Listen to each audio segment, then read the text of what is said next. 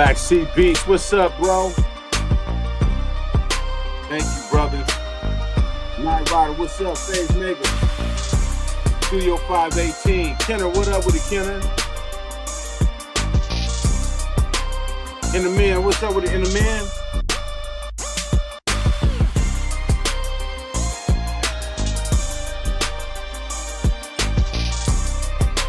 Diesel, what's up? Cold Heat.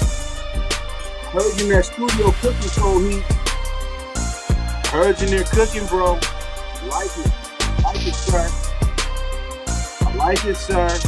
Maximus, what's up, dog? Grand Girl, what up? Like it, bro.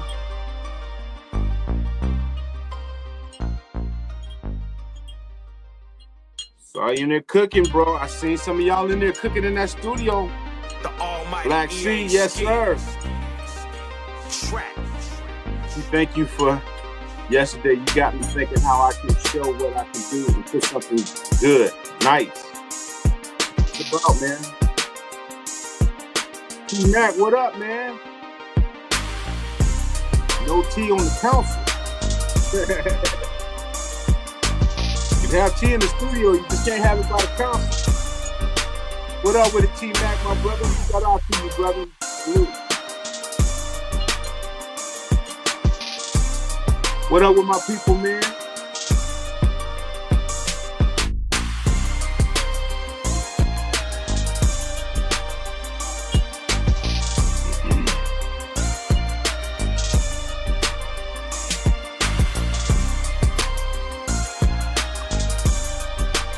Jill Thug, what up with it?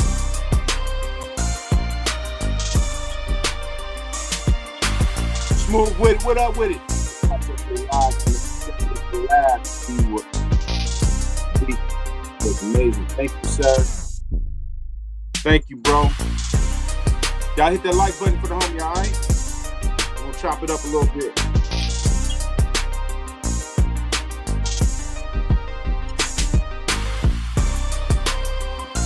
Pat Banks, what's up, Pat Banks?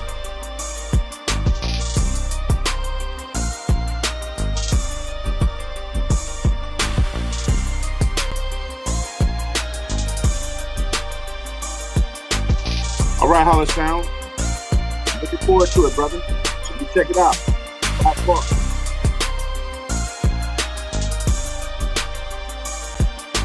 Lucrative Production, what's up? This is still out of action. I will post the beat video soon. That's what's up. Nice hoodie, EA. Talking with the green. Yeah, man. It's my school colors too. 3 Mile High School. Green and gold, man. The color of my BMW, my first BMW was Boston green. You know what I mean?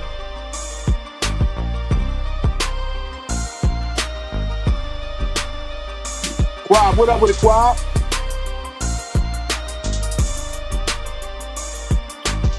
Y'all ain't got the analog hoodies, man. Y'all tripping, man. Black Friday was a great time to do it.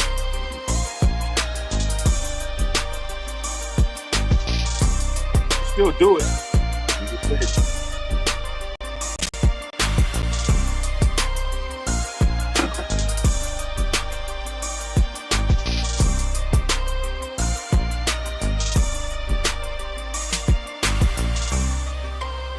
You said orange and green? No, fool. I said green and gold.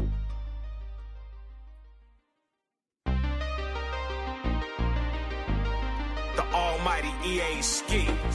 Rim, what up? Track.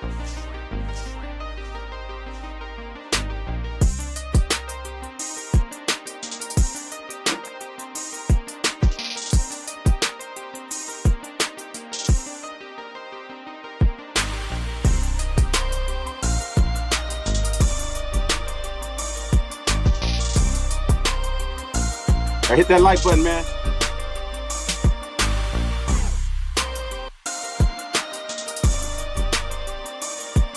That green hoodie is dope. I didn't see that one in the store. Open A's color. It was good to be able to sit down at home and watch EA ski instead of on the road while driving to work. I get my Sundays and Mondays off. That's what's up. Nice to see you. I wasn't expecting it live. And here you are. That's what's up. Okay, that's what I thought. No, I was colorblind. Nah. Green and gold, bro. Almost bought 2 hoodies, but I got a converter shirt instead since I didn't have one. That's what's up. That's what's up, man. Shout out to everybody, man. Big shout out to everybody on the Sunday, man. Blessings to everybody that showed out for that Black Friday, man. A lot of people came through, man, and got a lot of great stuff. A lot of drums, a lot of hoodies, a lot of shirts, man. Man, I'm humble, man, because I just try to make product for y'all, man. And big shout out to Vicky, man. She was up 24 hours, man, trying to make sure everybody got their stuff right. She was on it yesterday, sending everything out. So anybody that ordered anything, bro, you can best believe it's coming soon. She was on it at the post office on Saturday, man.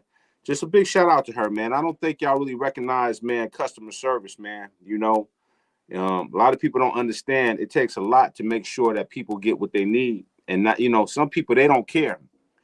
Some people, customer service, like, man, you get it when you get it. You know what I mean? And, I run a business the way I like to be treated. Like, I know when I'm looking for some gear and product, I want it here. I need it here. So, that's what we try to do, man. So big shout out to Vic, man. Y'all give a big shout out to Vic, man. For real. Because she really look out for y'all, man. I mean, she taking time away from her day to make sure that everybody is good. Everybody get what they supposed to get.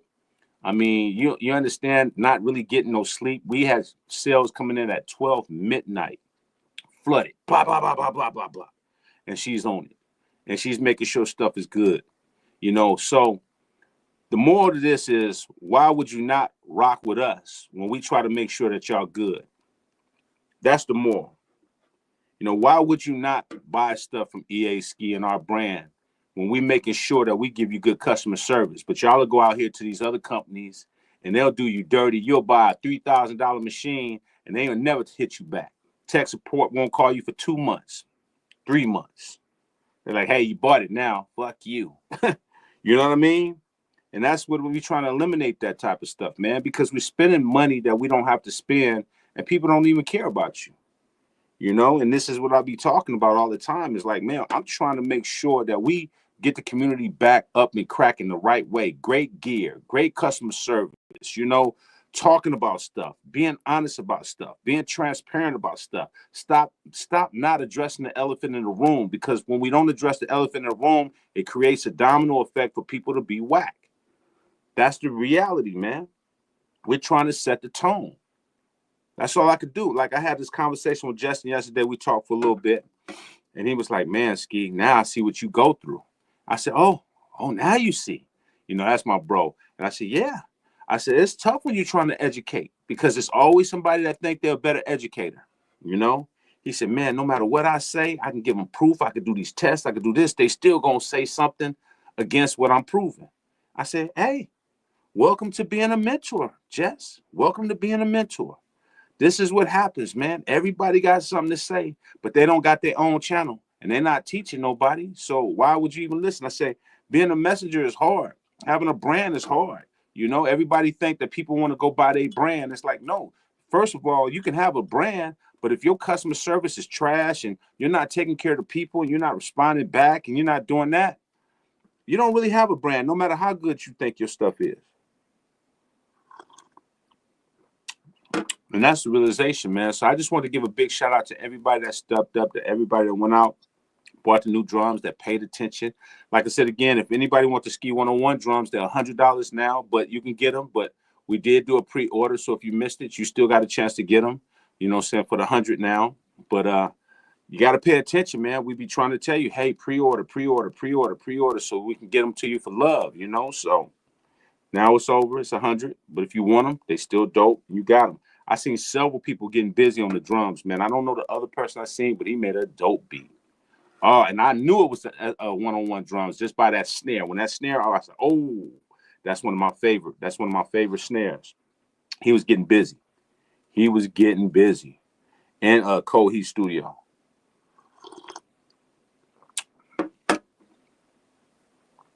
I just got back from a 2nd-week vacation, back at the lab. Now I'm ready to unpack the drums and get busy. That's what's up, Catchy Noise. That's what's up. That's what's up. Big shout out once again to everybody, man.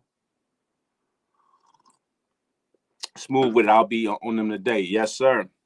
As y'all know, man, I got this Model D, but I don't got the power supply, so I was stuck. I wanted to get on that Model D, but just my luck, no power supply. Had a UK power supply, so I'm like, but the good thing is I was able to get on the phone with them, and they're gonna get it out to me, you know, send it out tomorrow. So hopefully I'll get it by Tuesday, hopefully, you know. But away from that, if y'all seen, I got the machine back here. And I hadn't worked on the machine in a while. And I do like the machine, and I like the way the machine sounds for what it is, you know. But getting on the machine yesterday just kind of made me want to ask y'all this question. Because I was really on there, and I was really like relearning it and doing what I was doing. And I was really just like saying to myself, just, you know, like I just come up with a lot of thoughts in my head, right? So I got a question for y'all. What is the most powerful sampler out there? What is the most powerful sampler that y'all use? EA, did you check power supply for your Moog 1? Maybe they share. No, it's not. They won't. The Moog 1 is different. It's totally different. Totally different, bro. Yeah, excuse me, man. In the morning, I got these little allergies, man, because the allergies would be cold and the pollen. If y'all ever see how it is over here, I'm by a bunch of trees, so the pollen be so thick, it's just like a smog of pollen, and it just be first thing early in the morning. So if you see me doing stuff like that, it's only from the allergies and the pollen, man. So, you know, I apologize for that, but it is what it is, right? But yeah, that pollen be no joke. That's why I be on that tea early in the morning, because of that pollen hitting your system. So yeah, the question I'm asking again is, what is the most powerful sampler you can use right now, far as for your production? You know, because we know we got the, you know, y'all got X, you got the Live 1, you got the machine. You know, some people got all kinds of. But what is the most powerful sampler for your production? That's the question I want to know. What do you think is the most powerful sampler that makes you work in a way where you can chop and do what you need to do and go and get busy, like really get busy, really dial in? What do you think is the most powerful sampler?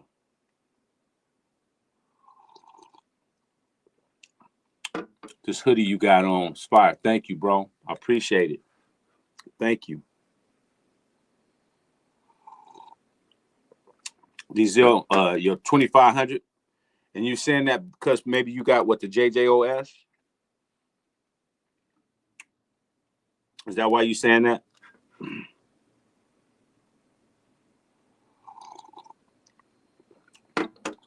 Come on, y'all, talk to me, man. What should you think is a powerful sampler, y'all?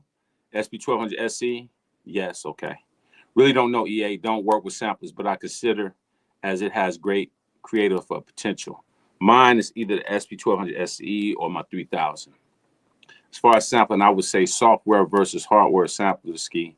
Hardware is good for sound, but its sampling capabilities can't match some software. I agree. I agree, but I'm gonna get to something even deeper than that, T-Mac. But that is definitely true. I love Serato sample, but I need y'all to answer me. You know, whatever one, whether it's hardware or software, okay? It don't have to be hardware. It's hardware or software. I want to know, what samplers do you think is the most powerful sampler?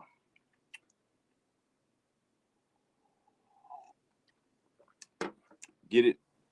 Ableton? Okay. Okay. Rashid, what's good? Love.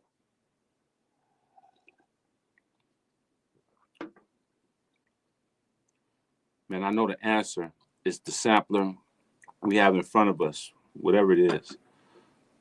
T-Mac, Serato is the industry standard.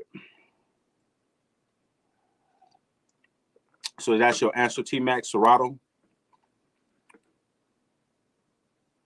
Because I'm not tripping off the industry standard. I'm tripping off what do you feel is the most powerful sampler to you?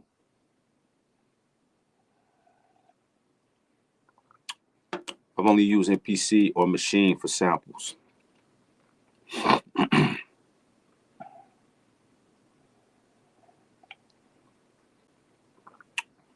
Serato pitch time can't be matched.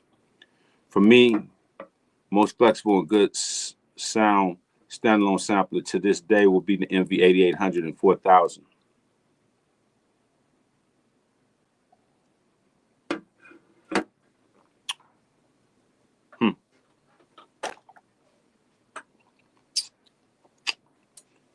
Anybody else got anything else to say, or people just stuck and they don't want to really answer it because they think it's a trick question? It's not a trick question. I just want to know, what do you think is the most powerful sampler, whether it's software or hardware? It's not a trick question. I'm just asking the question. I still like NI battery. ASR 10 for sound.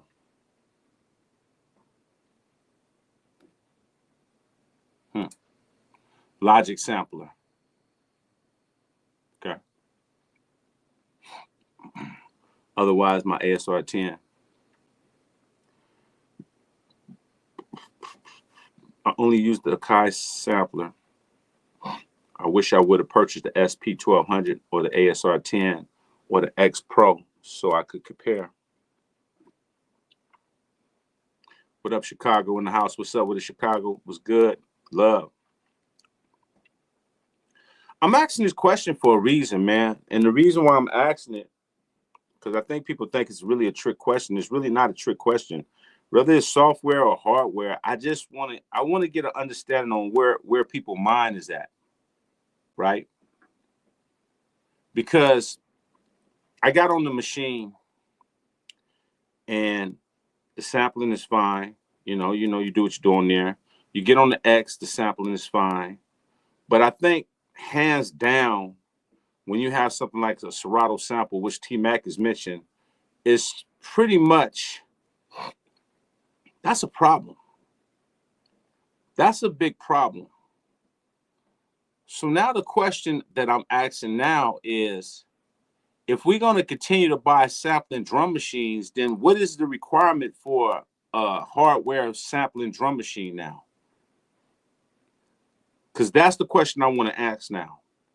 Because if we're saying that Serato sample, which is a software sampler,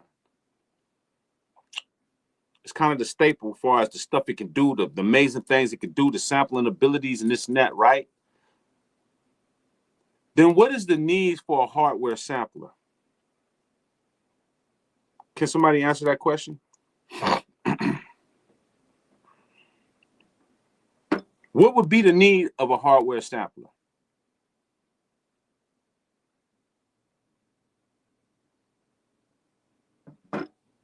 Huh?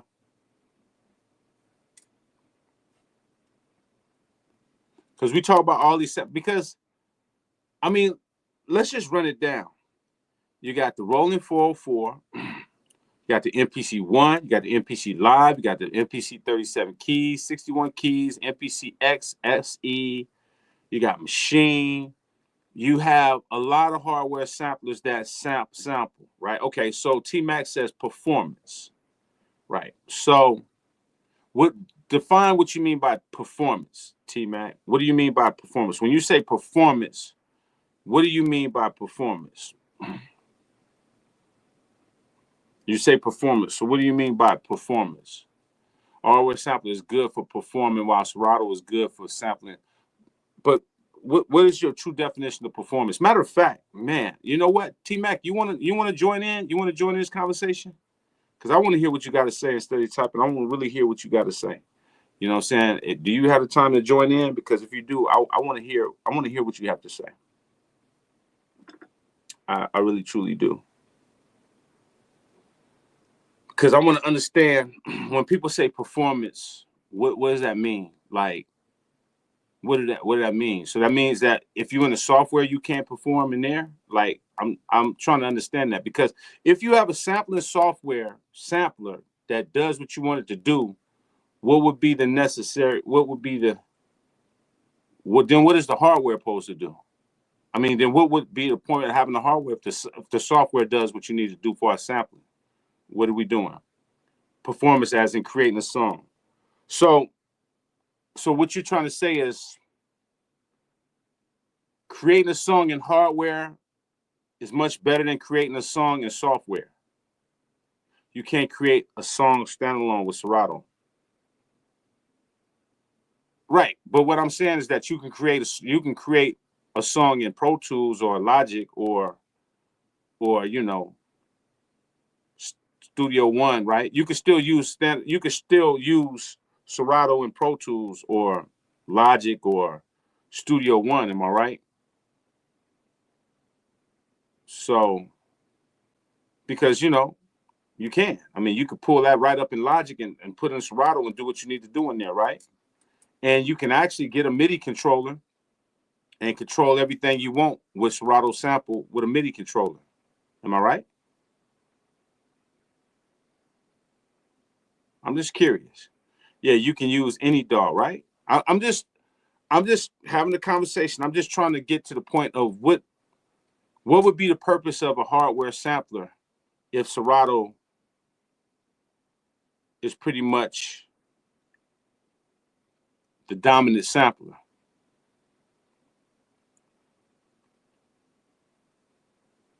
But you won't get the sonic quality of the dedicated sampler. Okay. Okay. So what sampler is that then? What sampler right now will give you the sonics to go along with Serato? Like what new sampler will help you do what you need to do? Like, how would you pair your Serato with what you use in T-Mac? What do you use? Like, so what hardware you use with Serato?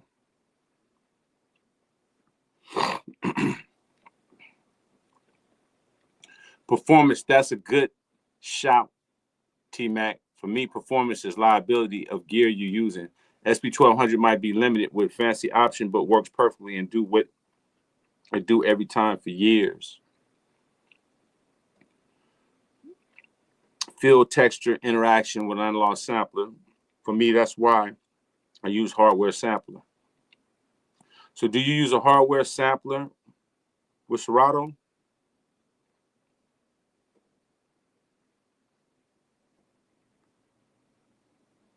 If I wanted a blunt answer, I'd say the 4000 is the most powerful. I don't have one in my lab. Blind answer. I use the software with Serato, IE Machine, FL Studio, Pro Tools. So you pretty much use all of that in the box then. You use the machine, IE, okay. So my question once again is then, we only using the hardware for performance is what we're saying. The hardware is for performance and sound is what we're saying.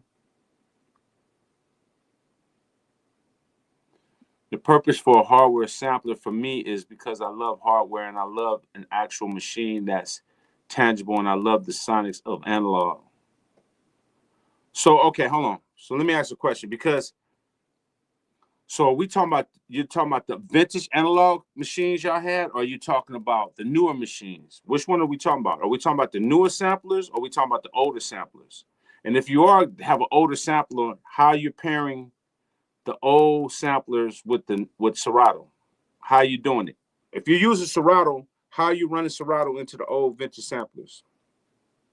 I'm just curious. Are you in the software chopping the samples and then you're sending them to the old vintage machine? Is that what y'all doing?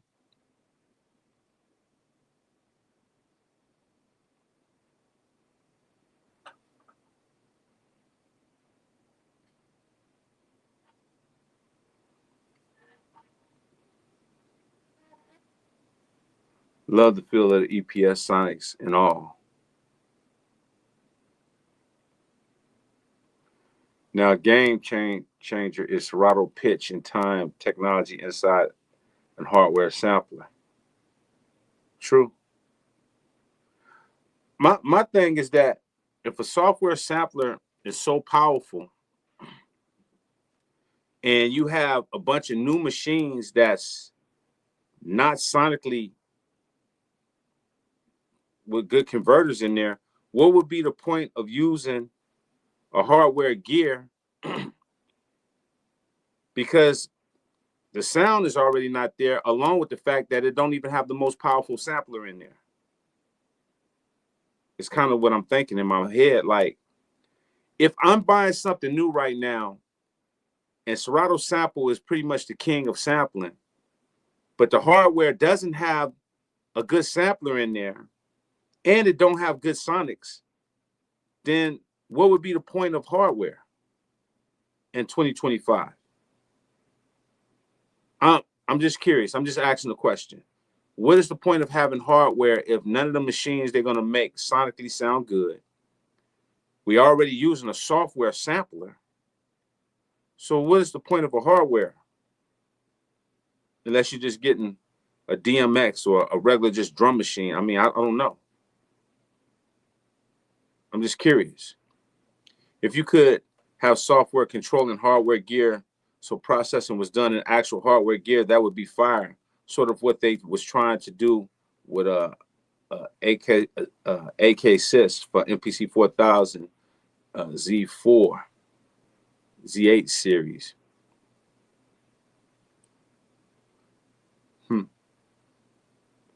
What's good, Ski? Currently creating a record as I speak. These drums have been everything I've been looking for and needing for years now. Thank you, bro. Thank you, sir. Just my question too. There's no point under the circumstances. The sonics of its matter, AD to DA. Right, Born. But the question I'm really trying to ask is if we're at a point where all of these machines are just sounding whatever. They're just machines with workflow. Because what I'm saying, I'm not talking about the vintage machines. Now, if y'all have vintage machines and you're finding some way to use Serato Sample to sample into the vintage machine because of the converters and because of the way it colors the sound and make it sound incredible, then that's very, very smart. Very, very super, super smart. That is the way to do it. Use your Serato Sample in your computer and chop your stuff up Serato Sample and then send it to your vintage gear. That is totally smart, right? The point that I'm asking, though, is if we're going based upon all the new stuff that they're making, which are not sonically great machines no more, because we've established that most of these machines they're making are pretty much workflow, right? Right? Because if I'm wrong, tell me I'm wrong. Pretty much all of these machines that we have now, whether it's machine, whether it's the X, whether it's the one, the keys, the 404, like we're just basically talking about workflow. We're not saying that these are sonically powerful machines anymore. We're saying that these are the most popular machines in the planet right now. But they lack the sonics and the dynamic. That's what we've been saying. So my question is, if they're making these and their samplers and their hardware, but they don't even have the most powerful sampler in there, and the software is the most powerful sampler, then what is the point of hardware in 2025 if the hardware don't have strong converters and you don't have the most powerful sampler in there?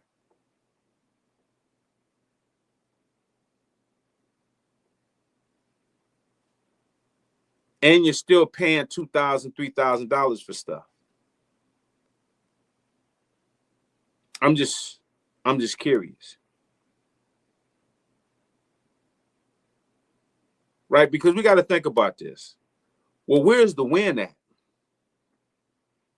Where's the win at? So I'm buying, because we've already established the new generation is all workflow, right? We've established that the machine is workflow, the X is workflow, the one is workflow, the live is workflow, the 37 is workflow. Rolling 404, people don't, I don't know, they want that for the effects, I guess. So pretty much all the new hardware is based upon workflow. So we know that we're losing the sonics, right? And then to top it off, they have these samplers in them, but the samplers they have in them are not even powerful than Serato sample software. So what's going on with the hardware then? Is the hardware really as powerful as we think, or do we just want to have hardware so we can feel like we have hardware and feel like we have an analog hardware that does nothing? Because now it comes to the point where, why would I want to something like, and it made me think about it because I got in the machine and I started chopping. I said, damn, I could chop in here, but the chopping ain't as dope as Serato. So I don't really need to be in the machine chopping samples. Machine don't sound as good as my 3000. So what is the point in having hardware if it don't have a strong sampler, don't have a strong converter? So, I mean, I don't know. Y'all tell me. Y'all tell me. I'm just poking the bear, man. I'm just asking the question. Is there a deliberate attempt to dumb down the sonics of honest mistake in pursuit of quick workflow? I mean, that's what it looks like to me, but I'm asking y'all a question. There is no great sounding new stuff, and it's going on for years. I'm just asking, Ski, that argument is the same as these companies selling these useless, cheap interfaces as well. I agree with you, T-Mac. I mean, listen, only reason why I'm having this conversation is because it's a reason why, listen, I want y'all to listen to me close on what I'm saying. I've had this Machine Plus for 5 years now. However long I've had it for a long time. So a lot of people think I just got this Machine Plus. And I've had this Machine Plus for about 5 years. And it was a reason why I didn't use it. Because it's not going to really bring that much to my production for us sonically. It is light, so I could probably use it for travel. I understand. But to be inspired, I want the machine to sound incredible, right? When my brother Justin brought it out, and he made some sonic comparisons, I do think it sounds a little bit stronger than the MPC. I do, sonically. Sounds a little bit stronger. But even with that, it's not that much more stronger, but it's a little bit stronger. But I get on it. I start chopping. I start doing this. I start doing that. And I start thinking to myself, damn, I'm doing all this work, but Serato was a beast. I could do everything in Serato. I mean, Serato was a monster. And here I am on this hardware. It's not really sonically powerful. It's not really sampling powerful. So what am I doing? These are questions I have to ask myself. I don't know what questions y'all ask yourselves, but I'm just being transparent and telling you what's in my mind.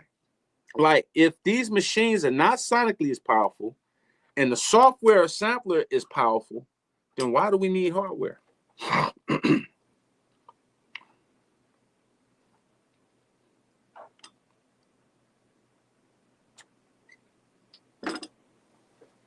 Maybe y'all can enlighten me. Maybe y'all can tell me something that I'm missing, because I'm humble. Tell me something I'm missing. I mean, because we've established that Serato is a monster. But you got to connect that, you have to connect that to your computer, right? So then that brings me to the next point. Then that means if you got to be connected to the computer, and even if you're on a machine or the MPC, then that means you got to hook that through the computer. So now I'm back using the computer. I mean, am I right or am I wrong? Right? Because T-Mac said you can't just use Serato just as standalone. It has to go through something. So that means that if I am using the machine, I have to hook my machine up USB. I wouldn't be able to use my machine in standalone. I wouldn't be able to use my MPC in standalone. I would literally have to use it in the USB to connect to the computer to get to Serato. Means that I'm back to the computer once again. Am I right? I'm just asking the question, man. I'm just asking the question.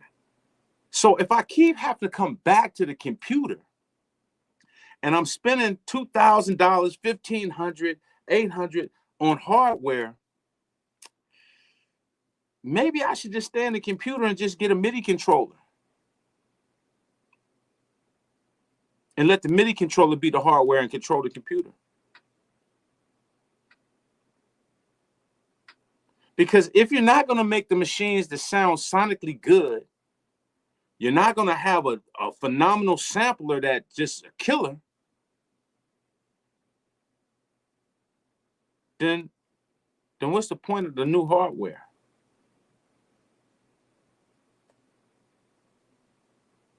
Because we keep coming back to the computer. I thought the purpose of Standalone was to be able to be in Standalone and don't have to look at a computer at all. That's what I thought. Maybe I'm wrong. Maybe I'm wrong. But ain't that the definition of Standalone? To stand alone, stand alone. Nothing else needed. This is it. Sampler powerful, converters powerful, and I'm working.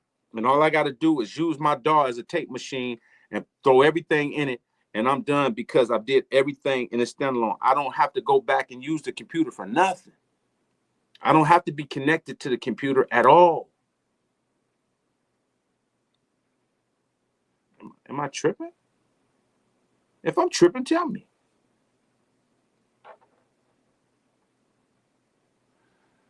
I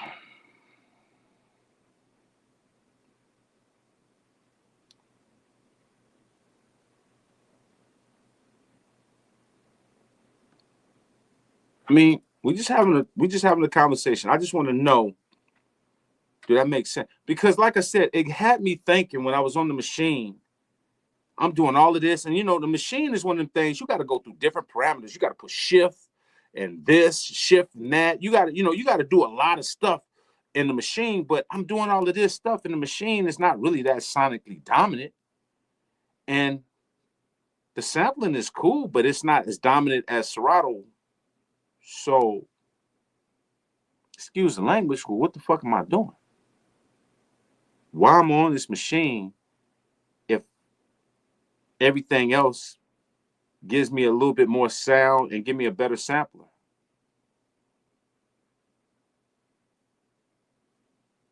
I don't know. Somebody help me. Because, see, I can answer this like this here. If I got a 3000, it makes sense because anything that go through that 3000 is going to be like banging. I could take a sample clap from the computer and run it through the inputs of the 3000. That clap going, bah!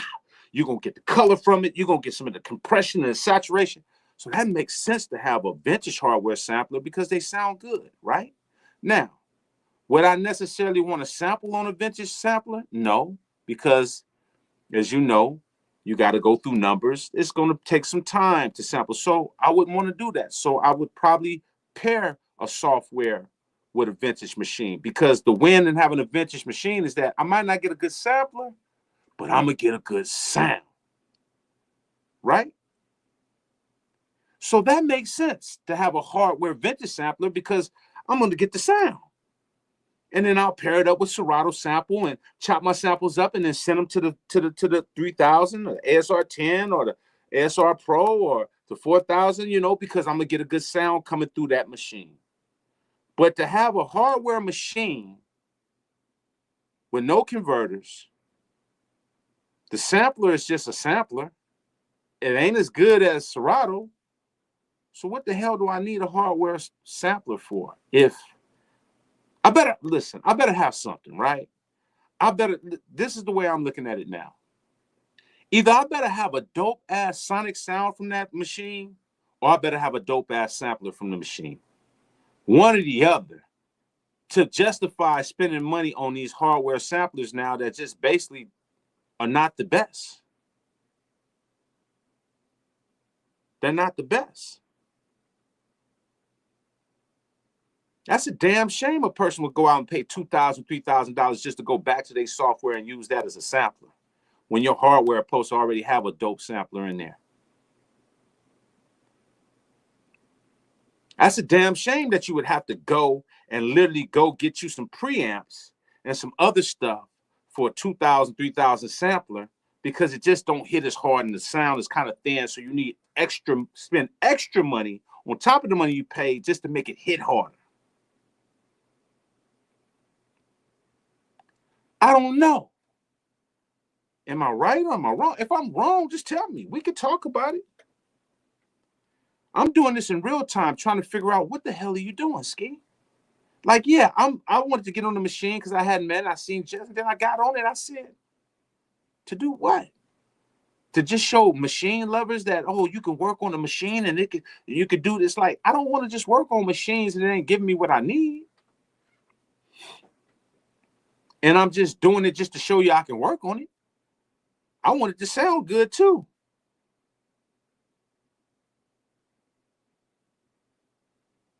I mean, what's your thoughts, man? Okay, hybrid mix in the box or out hardware is the way to go. A lot of working through, but so much fun making music now. Give me an MPC 3000, an S1000, and call me an old head, and I'll be perfectly fine with that. Understood. Smooth with it. I just want to thank you and Vic for elevating the content on YouTube and the music space. All opinions are not qualified. I agree with you. Thank you so much, brother. I appreciate your words, man. Thank you. The most powerful, the power of software and computers have leapfrogged the hardware samplers. Totally agree. Totally agree. Because one thing I will agree on, as much as I'm not a big fan of digital, one thing I can say, in the sampling world, there's no hardware sampler that can come close to what the digital samplers can do. That is not even up for debate. You know, that's not even up for debate. That's me being realistic. As much as I'm not a digital fan, when it comes to software and the sampling, I don't even know anything that can come close to what the software samplers can do. Do y'all? Is there any hardware sampler that can come close to what the software samplers can do?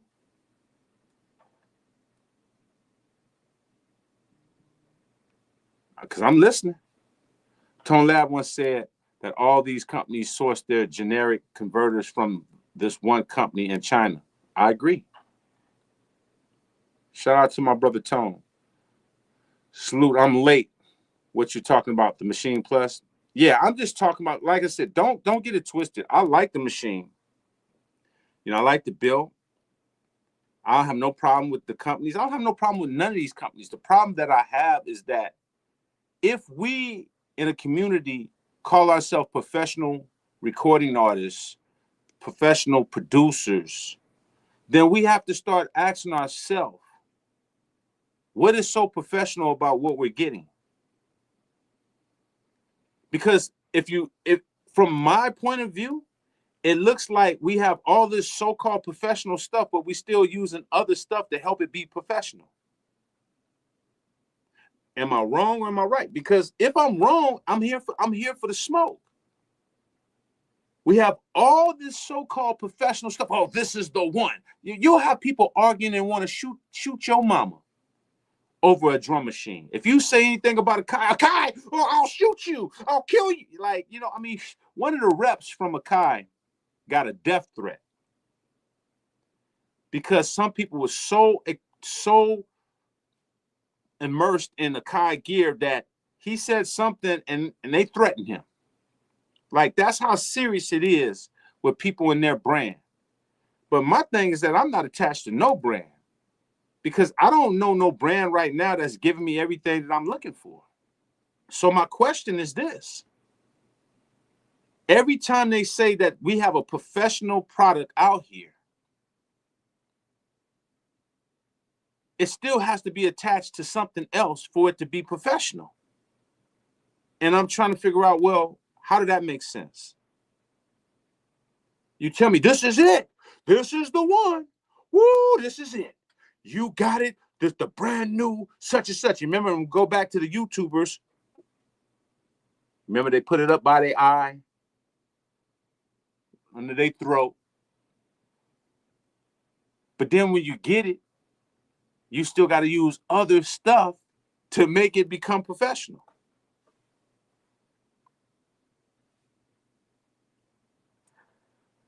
I mean, am I tripping?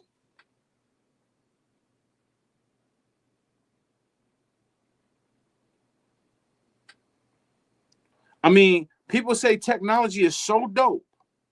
They say it's so amazing. This technology is the best technology in the world. You'll have people tell you that.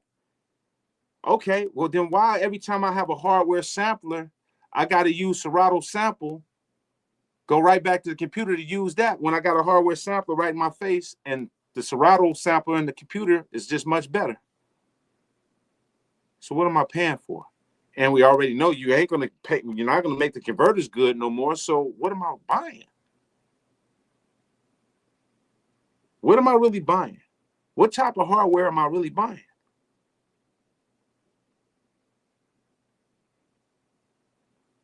And we excluding the vintage conversation. The vintage conversation, they solidify. We know they sound amazing. The vintage stuff sounds amazing. So the vintage conversation, that's not up in here. I'm talking about the new stuff. What are we really buying?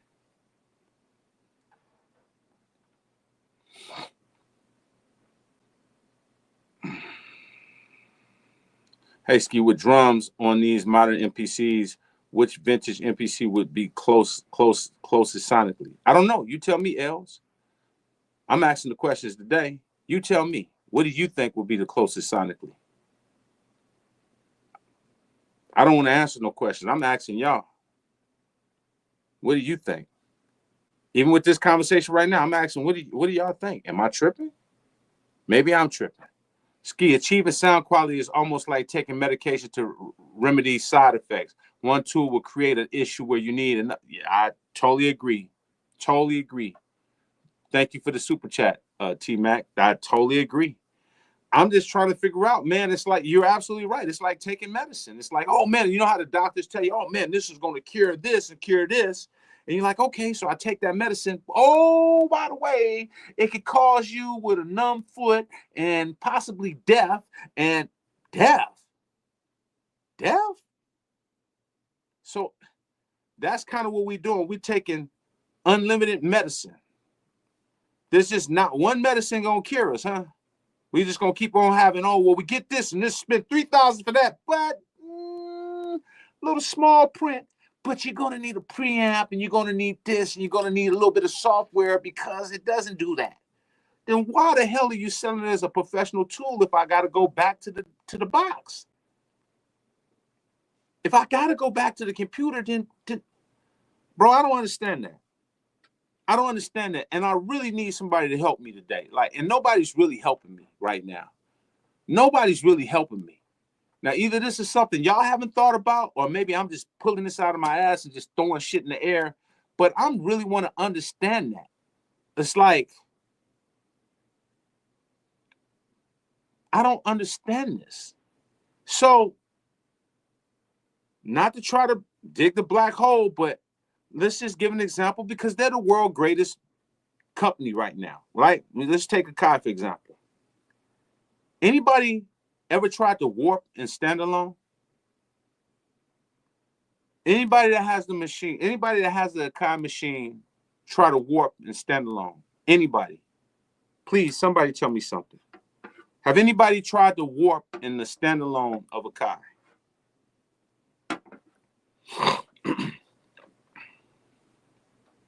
Anybody?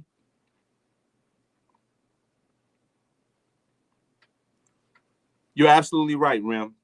Man, if we don't question all this, we deserve to be scammed. 3,000% correct. If we don't ask these questions, then we deserve to be whack. We deserve to be trash if we're not asking these questions. So I'm asking a straight up question. And I'm talking about any content creator that's watching this right now, please chime in. If you're watching this right now, don't just sit back and watch and just look and listen. Come chime in. Come chime in. I'm pretty sure some of y'all are watching and looking and just looking, just. No, come chime in. I want the smoke, man. I want all the smoke, man, because I'm tired of this, bro. Like, bro, I got stuff that's coming in on the charts. I'm hitting a billboard. I'm doing all of this. I'm about to try to get this multi-million-dollar deal. I'm talking to my lawyer this Monday. I'm doing all of this stuff. And then I got to play around with gear companies giving me stuff that I got to go buy other stuff just to make this so-called professional stuff sound professional. So I need somebody to help me answer these questions, man. Do anybody that have an MPC use the warping and standalone? I need an answer. Please. Please answer me. Yes, and I don't dig it. Yes, it's horrible. Warping and stems are trash. Yes, it sounds like shit. Yes, it's horrible. Okay. Then this is the point that I'm making. Have anybody ever just warped? Have you ever warped in Ableton? Ableton warping is probably one of the best that I've ever heard in my life. Shout out to Lord Finesse, because I don't rock with Ableton. I'm not really a big Ableton person. Don't really like the interface. I just think it looks horrible. But one thing I know for sure is that it is a very powerful tool for warping. And it might be a powerful tool for other stuff. But, you know, the warping is what I was taught. And, bro, that warping inside of Ableton is bananas. So here's my point. I spent $3,000 on the most powerful flagship in the world. So they tell me, you can work in standalone. Can I?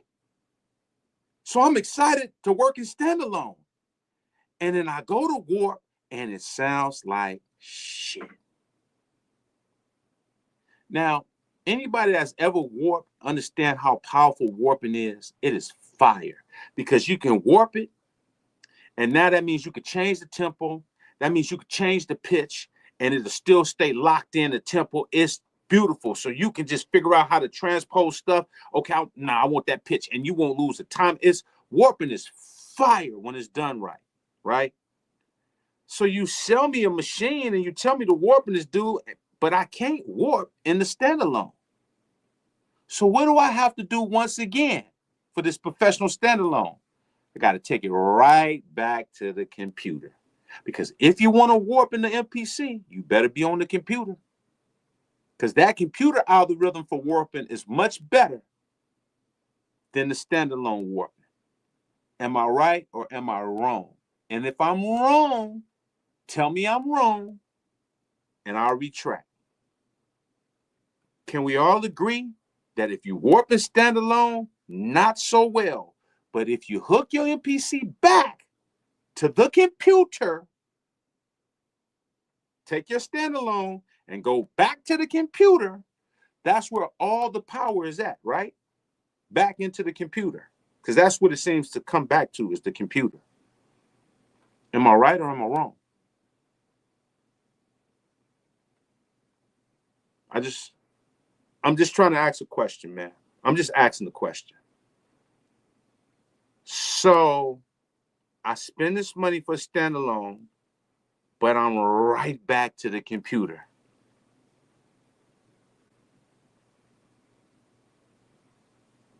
And that don't sound kind of weird? But I'm the bad guy for speaking on all the stuff I speak on. I'm the bad guy. Now, we've all said on here, now I ain't making this shit up. We all said, man, that sounds bad. That sounds bad. No, this, that. Y'all all agreed upon everything I said. But I'm the bad guy for speaking on this stuff. Because, listen, I do production just like y'all do. Once I get off of here, I'm in the studio working on the mix. I'm working on a record. I got to do a record. I got to remix a record. I got to figure out what tool I'm going to use to remix this record. Am I going to mix it on the machine that I got to go right back to the computer for? Or should I just mix it in the computer and then just mix everything, just do everything in the computer and just use a summon mixer and sum it back to get the analog and the feel I want? Because What is hardware doing? What are we doing with hardware? If it ain't gonna give me no sound or a good sample, like what are we doing? What are we doing? We're just buying stuff to make our egos feel good. Oh, I got a sample. Look, I remember back in the day when Pete Rock was on his 60. Yeah, he was on his 60 that sound good. You're not on the 60. You're on a 30. What do you mean by 30? Well, you want a 60, but it's half of that. So you got a 30. I mean, you don't have all the elements of a 60. You on a, oh man, Dre was on a 3,000. Yeah, you on a 1,500. Just think of all those dope machines with those numbers. You're half of that in 2025. You don't have that machine. So if you're getting machines because it makes you feel like you've seen several pictures of your favorite producer and their fingers would stop like that with a flash, you know, when you take a picture, you see their fingers, so it make, and you're getting hardware because you just want your fingers to hit something. Well, that's cool if it give you the illusion. But I need stuff to sound a certain way, bro. I don't want to be spending money on stuff that just don't make sense.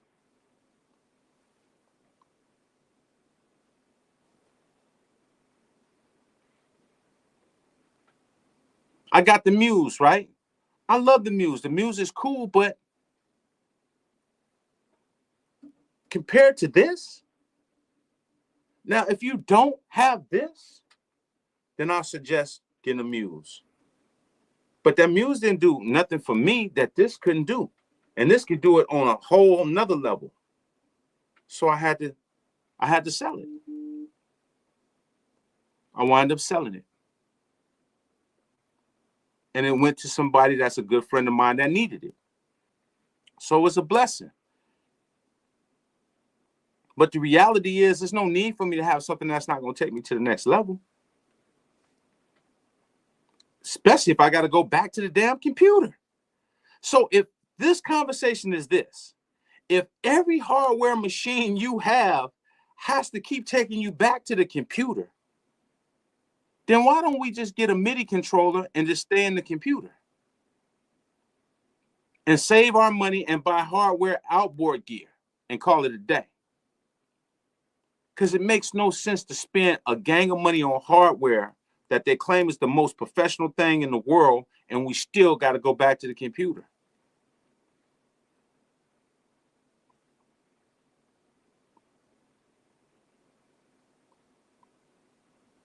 If I'm wrong, tell me. I want to hear.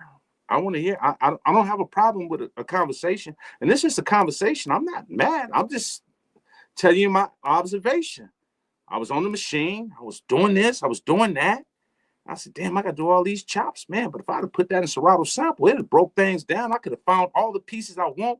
And Serato could have chopped out, could have stamped it out, because we know the stems sound good in Serato. So, and I could have just, and if the machine sounded good, I could just use Serato and then send my chops to the machine, but it ain't that sonically that good of a machine like that. So why would I even send anything back to the machine? Because that don't sonically have the dominance. So I would want to just use Serato and pull out my 3000 or my ASR 10 and send it back, because I know that I'm gonna get some color once I hit one of them vintage machines, because these new machines are sterile. They don't really have a sound to them. So I'm just buying machines just for them all to sound the same, and to say I got a new machine in 2024, 2025, and they keep coming with more and more machines that do the same and sound the same. I asked y'all about a week ago, well, what new machine is groundbreaking that, because all these machines sound pretty much the same to me, sonically.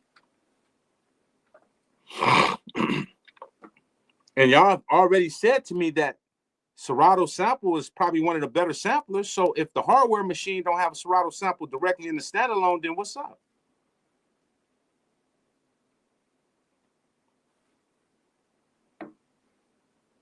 Huh?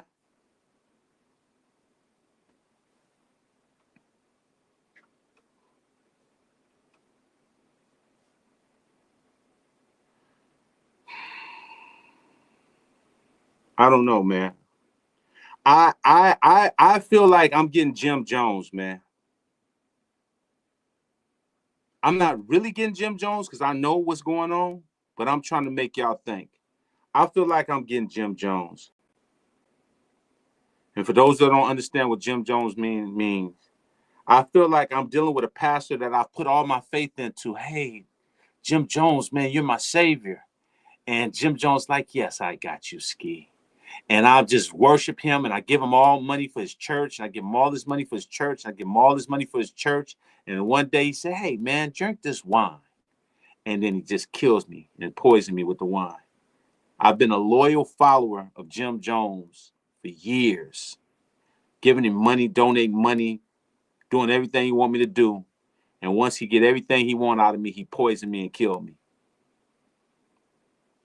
That's how I feel. That's how I feel what's going on right now. The average person won't look at it like that because they don't care. They having fun doing music. They go to their 9 to 5 and come home. Go back to their 9 to 5. Get online. Yeah, man, I'm making beats. You making beats, but your real job is your 9 to 5, right? Yeah, but I'm making beats. I don't care about what Ski talk about. I'm making beats. Have you ever got your beats placed? No. Have you ever sold any records? No. You made a video for one of your beats? No. So you can't have a conversation with people that really don't care about none of this stuff I'm saying because it don't affect them. It don't affect them. Nothing that I would say would affect a person that don't do music for real. So this conversation ain't for them. This conversation is for the ones that's really trying to do music and really trying to go to another level and trying to figure out why their beats are not translating to the people and why they keep making stuff that's just not having the same dynamics and they're buying all of this equipment year after year. I mean, there's some cats that have got the same machines. Some of you guys have got the same machines 4 times and they all sound the same. And I don't understand that. I don't understand how you can have 4 of the same machines from the same company, but there's no sonic change in it.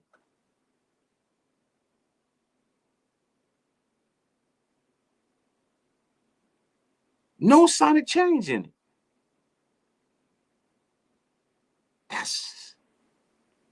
That's how I know people just do music based off of emotion.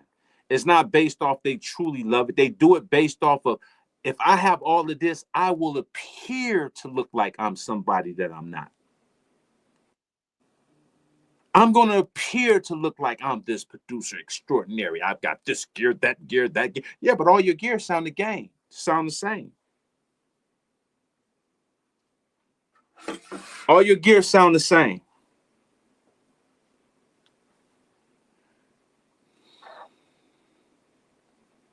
I guarantee you play any of your beats right now and you put it on your other machine to make the same beat and it's going to sound like the same machine. It's going to sound like the same exact machine. And I'm willing to bet that if you play any of the newer machines and you make a beat in your DAW and you play them side by side, your DAW going to sound just as good as the hardware machine you spent all that money for because it's basically sterile sounding. It's going to have the same frequency. It's nothing that's going to separate these machines from your DAW. Sonically, nothing is going to separate it. Nothing's going to separate it. Only way it's going to have a separation is if it has some strong converters to separate it.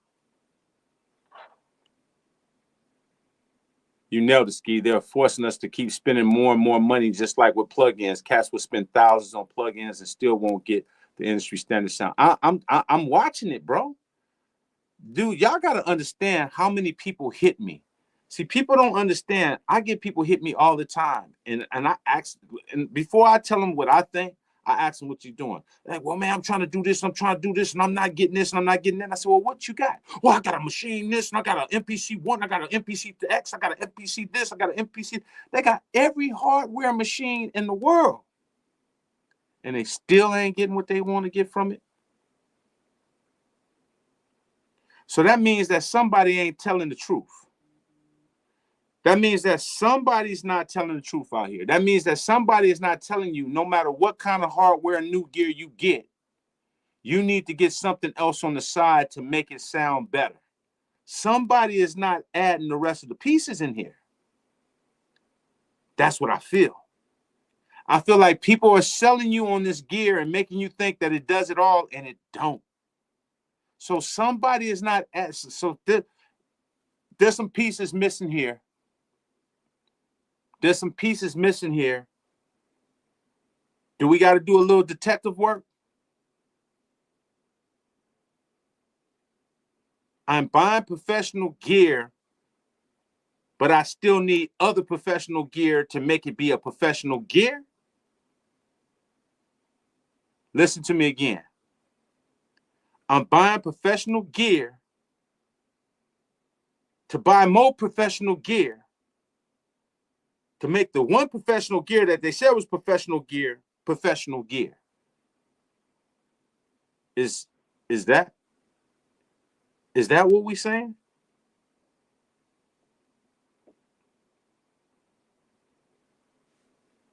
Is that what we saying?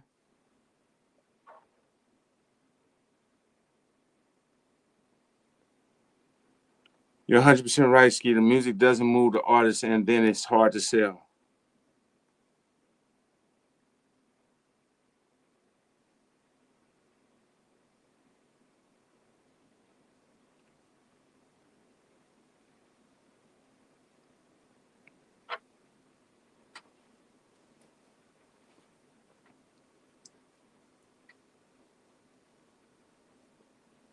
Can somebody tell me something? I mean, is that what we saying? Is that what we got to do? Because if that's what we have to do, good luck in 2025. Good luck in 2025. I hope y'all are getting some raises from your job. Call your boss now before January comes. Say, hey, boss, look, bitch. I'm buying hardware gear where I'm buying professional hardware where I got to buy some more professional hardware to make the professional hardware sound good. So I need a raise, motherfucker. Because I'm a hobbyist and I need more money for this frivolous gear that I got to continue to buy because none of it seems to make me sound professional unless I buy more. That's what you need to call your boss and say. I need a raise because the professional gear that I'm buying is not professional enough. So I need to have more professional gear to make the professional gear sound professional. That's pretty much what we need to do. So forewarn your boss, you need a raise, or tell them you're going to work some overtime to come up with more money for gear that makes no sense.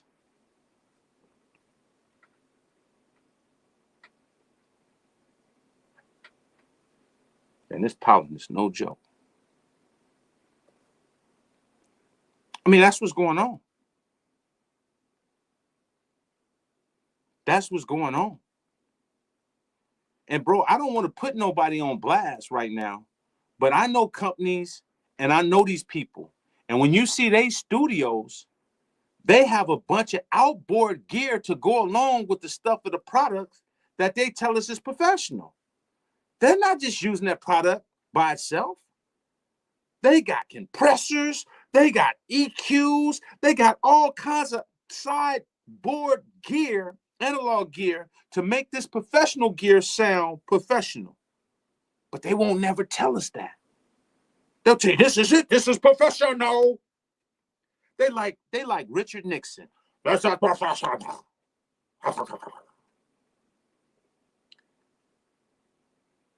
But when you turn your camera off, you got this, you got that, you got a compressor, you got this, you got that, you got a master bus, you got all of this stuff, but you won't tell the young kids you need all this other stuff to make your professional stuff be professional. But wasn't that what I was trying to teach y'all?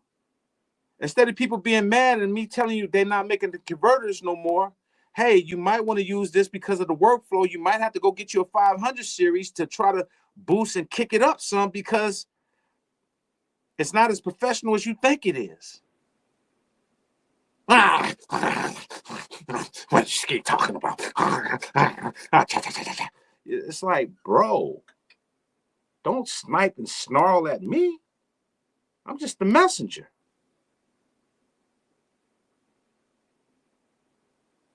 And it ain't gonna stop. So I'm gonna tell you right now, and I'm forewarning you for the future. You better start analyzing how much y'all spending. You better start watching what you're spending because they're gonna come with more and more stuff. You can best believe they gearing up for 2025. Oh, we got all the suckers. They ready. They ready for your money. They coming for your money. Your money, they coming for. They coming for you. They coming for you full throttle, bro. And if you don't question what you truly are getting when it's all said and done, I feel sorry for you because guess what? Let's say you buy something new and you're excited about it. Within 2-3 months, somebody gonna come with something else that's gonna probably bypass that far as a workflow. And then the product you bought early on, you're gonna look on Reverb and that shit's gonna be worth $1. You're gonna be like, what the fuck? I spent $2,000 on this. I can't believe. Yeah, you better believe. You better believe. You better believe. That is the new world order, man. We're gonna give you less and we're gonna make more. Listen to the model that I'm telling you.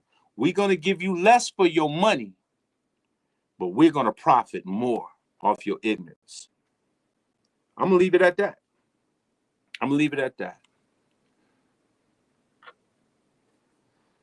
7 Vinyl. Companies are leaving out the transformers. You could tell right away from the weight of the new products happening with all the new samplers and 500 series, 19-inch racks. Why? Peace, EA. That's what they're doing. That's what they're doing because you've had all these sellout dudes and all these sellout engineers that and partner up with these companies and partner up with these software companies and partner up with these gear companies, and they all on a mission. They gatekeeping and they basically got a secret society to tell us, hey, these young kids don't know shit. They don't know about analog 2-inch reels and what it really do. They don't know about saturation. They don't know about, some harmonic distortion, so we can sell them something and they won't even know how it sounds, so they won't question it. So let's sell it to them and we can make a ton of money off their ignorance because that's what's going on. People are making money off your ignorance. What's the difference between you going down to get your car fixed and it's like, oh man, your oil needs this and your motor is just going out and this is about to go out on you and this is about to go out on you. And so when you see all the stuff they charging for, you like, goddamn, $5,000? How do we know all that stuff is going out? You don't know because you ain't a mechanic. So you only can trust what they sell you, right? Because you don't have nobody or no mentor to teach you that, bro, you ain't got to do all that, bro.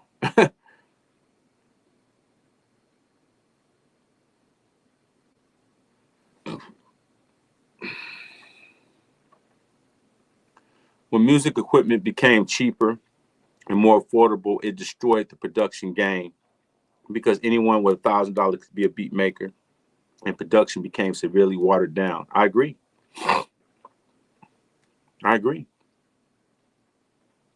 In addition, they have convinced them that they don't need high-end quality gear as well, Ski. It's one peculiar environment. It is very true. I've talked to people clearly, and they will tell you, hey, times is changing. We got to keep up with the time. There's a new generation of people that's coming, and we don't want to be behind in technology. And so, this is what we have to do to make sure that we are not behind and our brand is not left behind. And I'm saying, okay, That's cool. But what about the professionals? So you don't have to leave your brand behind. I got a solution. Y'all want to hear my solution? If y'all want to hear my solution, say yes. I'm gonna come back. I want if I get more than 20 yeses, I'm gonna tell you my solution. Go.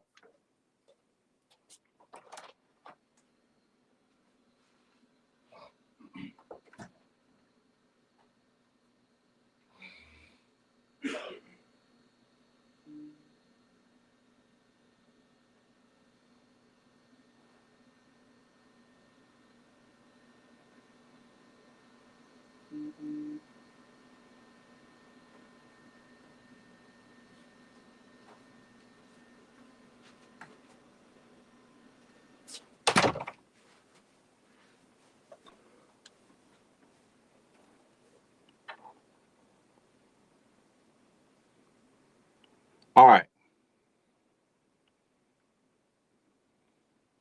Check it out. These companies always say that technology is technology, right? And technology is changing. I don't have a problem with technology changing. I have a problem with you not you're ostracizing professional people, right? Not everybody is entry level. Not everybody is just starting up. Not everybody needs entry level stuff. There's some people that needs high end stuff, right? That's just the reality in life. That's just the way it is. There's some people that's just professional at what they do and they need high end stuff. Your chef don't want a regular skillet. He wants an iron cast skillet. A real chef don't want an entry level skillet. He needs a high end skillet. So you just gonna just change the skillet game because you want to keep your brand going and you're not gonna give him an iron cast skillet. So he got to cook his food and dumb his food down because the game has changed and we don't want to make, it costs too much for our cast skillet. So you're going to give me just a mediocre skillet that everybody can have? You're going to take all the years of my professionalism and tell me, fuck you, go sit your ass down. So that's, once again, we all got to be the same. That's where the participation award comes in. We all supposed to be on the same level, so nobody can be professional no more. So my response is this to these companies, and I just said this. This ain't no secret. I told Andy this just the other day. I said, listen, man, and I told Moog the same thing. I said, listen, y'all all under the same infrastructure. I understand how the infrastructure is, but y'all forget there's still professional people in here, and there's still young people that want to be professional, because there's some people that's young that still want to try to be a professional in this craft. Not everybody wants to just be a hobbyist in the entry level. There's people that want to be a Pete Rock and a DJ Premier and a Dr. Dre and a Kanye and a Timbaland and a Pharrell, you know what I'm saying? The Neptunes and any of your favorite producers that's out there that you grew up on. There's some people that say, man, I dream of being like that. I dream of really going out here and being like some of my favorite guys that I looked up to.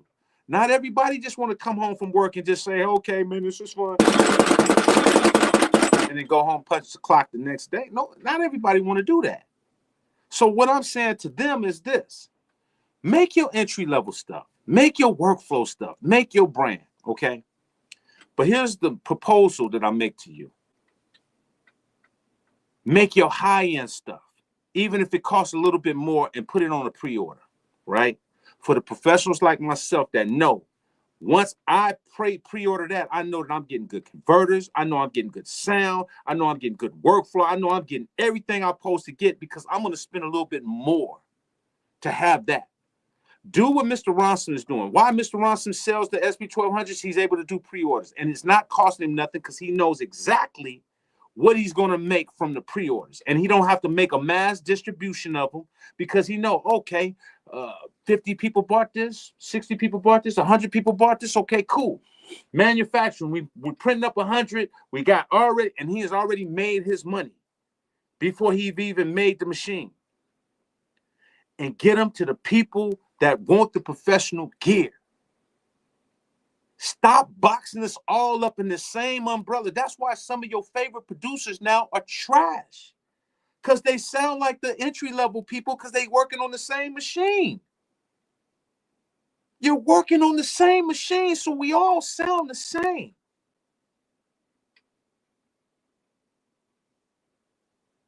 I don't understand why people don't understand that. You can't put me in the same line. You telling me that if we're playing basketball and you got bench players the next day, the starting five? When have you ever seen them put the bench players as a starting five the next day? So we play game one and the starting five, the actual real professional starting five, then you put the bench players as the starting five the next day? The bench players are going to be the bench players, bro. You can't make the bench players starting five because they're not a starting five. They're off the bench players to come in for the starting five. So you're making us all bench players and telling us, and this is why you seeing some of your favorite producers and artists are bowing down like, yeah, man, you know, we all the same. And no, man, I like your stuff. Even, man, you got artists that's super talented that's telling trash artists, oh, no, man, that's good job, man. You're belittling yourself of all the work you've worked for just to fit in a community that has not put in the work as you. And then you're going to give me these type of tools and tell me these are good for me, like entry-level cats and hobbyists? I don't understand that. I don't understand that.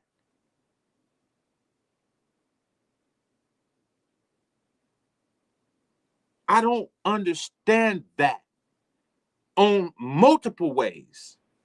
In multiple ways, I don't understand that.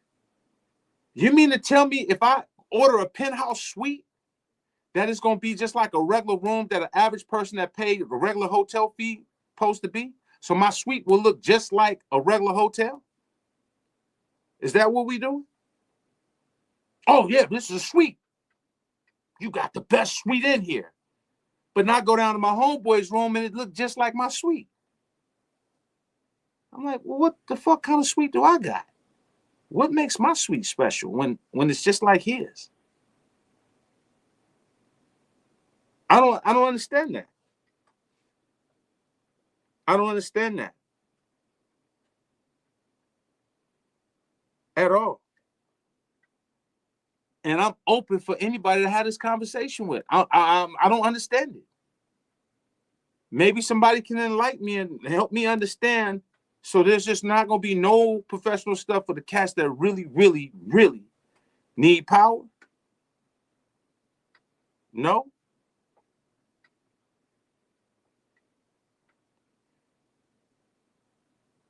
No.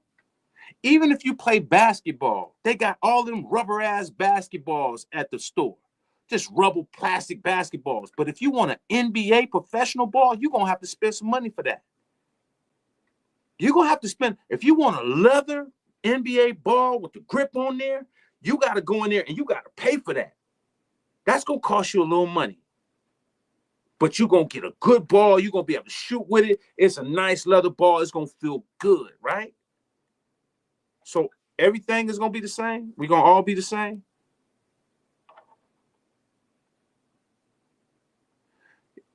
Each time amazed when I hear your beats for Ice Cube, we can feel the work behind this huge, beautifully. I am trying to recreate it on Ableton to learn. Thank you, brother. Thank you, sir. I bet if these companies like Akai get 100 emails complaining about the Sonics, it might help. Or everyone go to NAM and tell those reps. I mean, bro, this is why I'm telling y'all to go to NAM. So you can see, listen, y'all that go to NAM, you'll get a chance to see these reps firsthand. And I guarantee you, if you ask the right question, watch they backpedal. Why'd you ask that question? Who told you to say it? Because they don't expect you to ask certain questions. They don't expect you to ask certain questions. You start asking them about converters and stuff like that, they be like, Where you hear that word from? There's certain questions they don't expect you to ask, right? Just like if a police pull you over and you tell them, hey, I don't have to do that. Yes, you do have to do that. No, my right says code such and such and such and such. And they look at you like, where'd you get that information from? Yeah, you didn't think I knew, huh? Information is key in life. My mom went to court for a bankruptcy thing. She had a bankruptcy lawyer that was going to throw her under the bus.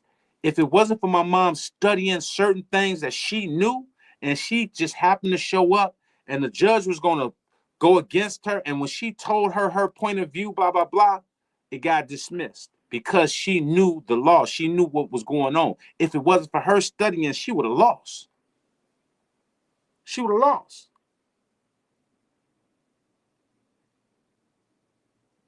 We can't just trust what people say no more.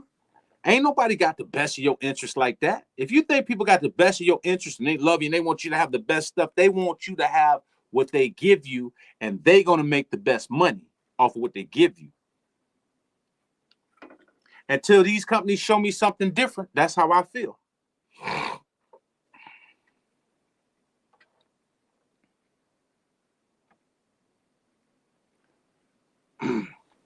And this ain't just no Akai. This is a lot of these companies. A lot of these companies are selling like, look, only reason why Akai gets the rap because they've been known for some of the best samplers in the world. You know, when you coming off the 60 and you coming off the 3000 and you coming off the 4000 and then some say the 2000 XL. I don't, but you know, you got some people that, you know, swear by those, the 2500, whatever. I mean, that's no him. But when you coming off of that and then you going into this, yeah, they're going to be looked at because they've set the bar for samplers that we love. So, yeah, they're going to get the scrutiny. Who don't get scrutiny when they dope, right?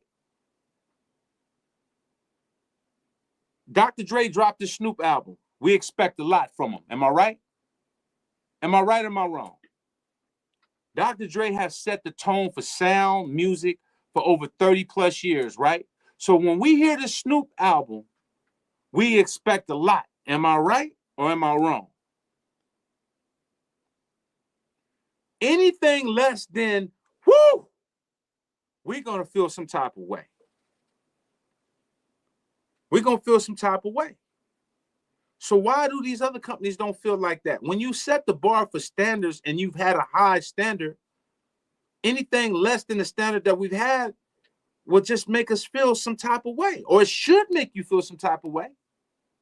Maybe y'all standards have lowered, like, well, man, it's cool now, you know, it ain't, you know, it's not back then, so, see, this is the problem with y'all. Y'all accept mediocrity because time has changed, so they told you it's not a big deal. That's why y'all losing, because nothing's a big deal to y'all. Everything is all cool. Oh, it's okay to lose. Oh, you know, cats are happy to come in second. You got cats that's buying everybody beers at the bar for coming in second. I'm going to tell you something about me when I was fighting. I would rather come in third than to come in second. I'm going to be totally honest with you. Because coming in second means I was one away from being the champion. I'd rather come in third. Cats and Homegirl came in second. Beers for everybody. You came in second place? See, that's what I'm saying. People are happy with just anything. They have no bar for greatness. They have none. They just happy just to be around. And this is the community that we're getting. So, of course, we don't care about none of this stuff no more because we just like, man, I'm just happy to do a little music, man. It's not that serious, Ski. Converters don't bother me. I don't really need them. I just want to make a beat. I just want to just go around. I just want to be in my home and just, I'm just happy to do that. You're making a big fuss out of nothing, Ski. I mean, I just don't get where you're coming from. That's just ludicrous, what you're saying. I just make beats, man. You're doing too much. You're ruining the community by talking about these converters, and it's just ridiculous. Don't you understand? You're ruining. You coming to our channel has just made it bad for everyone. You've ruined the marketplace, man. Stop. Stop. Stop. Please stop. I just have fun. I'm just having fun. I have a job to go to the next day. This is not all that serious. I don't need converters. I don't need that. I just want to pay $3,000 just to, even though I have a dog, I rather look like I'm, yeah, my dog can do it, but I want to look like I'm professional. Okay. Okay. Okay. See, I'm going through the same dilemma with preamps. These 8-channel preamps are trash compared to my single dual channel preamps, but on YouTube they're convincing people to buy 8 channels. That's what I'm saying. I'm the problem. Ski, you're messing up the marketplace, man. Can you just please shut up? Go back and make some music. Go get a Grammy or something. Stay off these channels, man. We're tired of hearing that. Yeah, converter. Shut up. Okay. Okay. Okay. Got you. So then they silence the messenger, and then time go on, and I hear people all the time, "Ski, I can't believe it. I spent this much money, and now I'm only getting $800 for it, and I spent such and such." Ah, well, I don't know what to tell you, man. I'm just, they start blowing smoke out. Then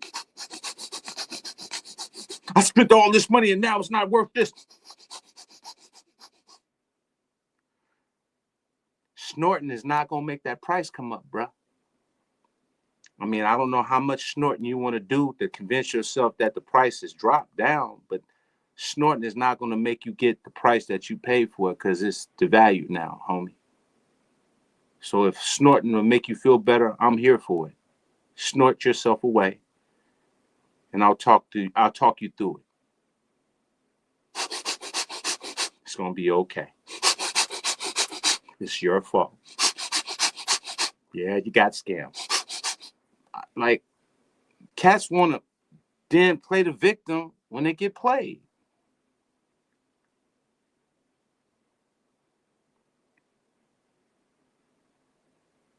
I mean, if you don't see that and you don't feel this conversation, then I don't really know what to say. I'm just giving you my truth. And I've given everybody the proper opportunity to respond on here. We got a chat board. I'll let a person come on here with a video. Come on, let's chop it up. Help me understand, because I don't understand. And people are trying to force me to understand something I just don't understand. I'm really trying to understand. I feel like I'm humble enough to try to understand what's going on, man. What's going on, bro?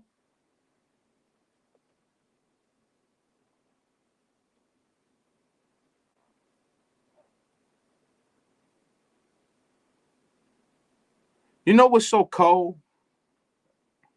I'm going to share this and then I'm going to get out of here, man, because, sometimes information is just so deep that you only can share pieces and pieces with people. You know what's so cold?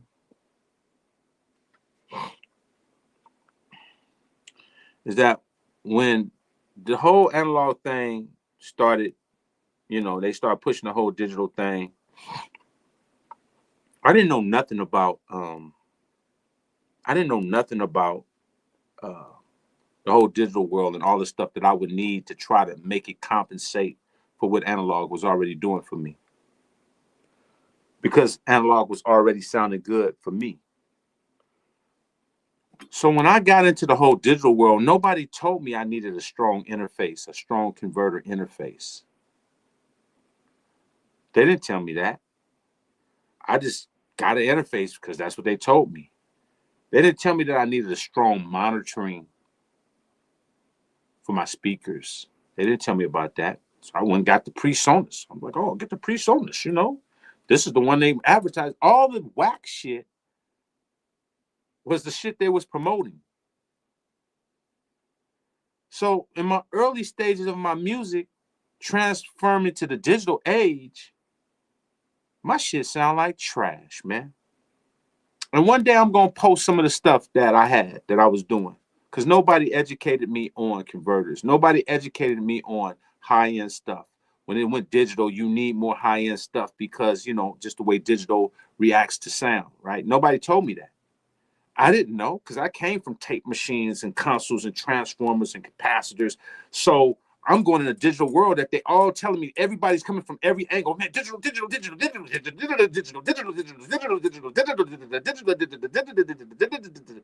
And I'm like, okay, I'll get this. So in my early stages of me transferring to this digital age, I got a bunch of whack shit. I'm talking about I got some of the wackest gear because I didn't know.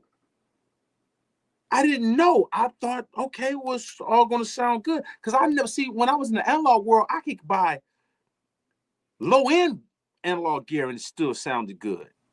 So nobody told me I needed to get certain things and certain things. They just didn't tell me. So I bought this stuff and I bought this stuff and I bought this stuff and I bought a PreSonus and I bought this and I bought that. I bought this interface. I bought that. And I go back and I listen to some of my old stuff that I did when I first got into this whole digital world. When they told me, oh, you don't need a console. Man, you don't think I didn't? I believed them. Oh, you don't need a console. You could do everything in the box. You know, so I was just in Logic. Okay, making all my beats in Logic and my interface, and I'm doing all of this stuff they told me I should do because I trust the system. So my ears is changing, and I'm like, oh, okay, I guess this sounds pretty good. And I'm doing all of this work. And I'm listening to my stuff. Bro, if I could let y'all hear, I mean, I would almost be embarrassed to play you the stuff that I did in the box. If I played you the stuff I had, you would probably say the music is good, but man, this stuff is not it. Sonically, it's not it.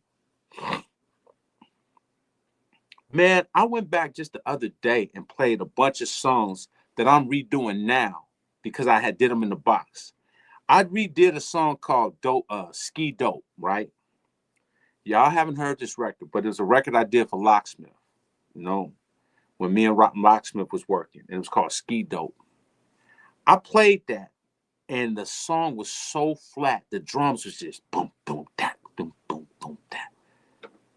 So I said, man, this track is dope. So I redid it.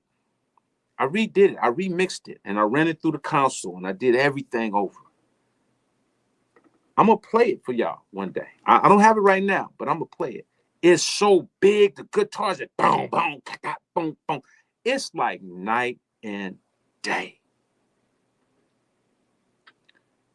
But back then when I first did it, they told me that I had everything to do it to make it sound right. And you know what happens when people tell you certain things? You believe it because why would they tell me anything wrong, right? I believed it was sounding good. So my ears, so when somebody tell you that something sounds good, you start feeling somewhat validated, like, yeah, this do sound pretty good. But you don't even realize you didn't compare it and A-B it against the stuff you were doing. I wasn't A-B-ing stuff at that time. I was just like, man, I know I make good music, you know? When I start realizing that cats are just out here lying, and cats are out here just selling product and getting kickback for products and doing the stuff they're doing, and really we're just the pawns in a wicked game. We talking about all of us, myself included. We're just a pawn in a wicked game of cats that just sell us stuff because we don't know and they can get it off. Thank you, Smooth with it. I appreciate it. Please play the hard one from yesterday live. The hard one. I don't know which one it is. Which one you talking about, sir?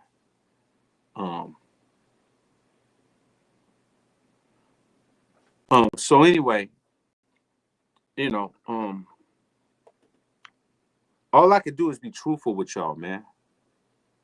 All I could do is be truthful with y'all. All I could do is try to get you to understand. I don't remember which one that is, Smooth with it. I can't remember which beat that was. All I can do is just try to get people to try to see what's going on. Diesel, thank you, sir. I appreciate it. The one after the George Michaels. I got to go back and look and listen. I had to make myself stop listening to your beats from yesterday. I appreciate you. Thank you, man. Thank you. He means all of them. I appreciate the love, man. Anyway, man, I'm going to conclude this, man, because like I said again, we could talk about a bunch of stuff, man. I'm just trying to get y'all to think, man. So hopefully y'all got something from this. Hopefully y'all will start thinking about, as the future come in, as we get ready to go into 2025, the truth to the matter is there's going to be a lot of companies that's going to sell us a bunch of new stuff. I'm not against people selling us new stuff. I'm against us buying stuff that's not going to really complement us in the long run. So I really strongly suggest before you pull the trigger on buying anything new and doing stuff, you should really scrutinize what you're truly getting. If it works for you and it's doing all the stuff you think it do, whether it's sound or workflow or whatever it is, and you feel it's worth that money, then buy it. I can't tell a person what they should get and what they shouldn't get. I'm just saying, don't go in and getting something thinking it's going to do something it don't do. Because these companies will tell you it do all of this stuff. And when it's all said and done, it don't do half the stuff. And that's just the reality.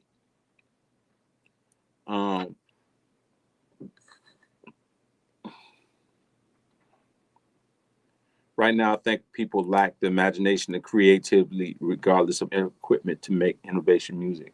True. That young buck won't go. Thank you.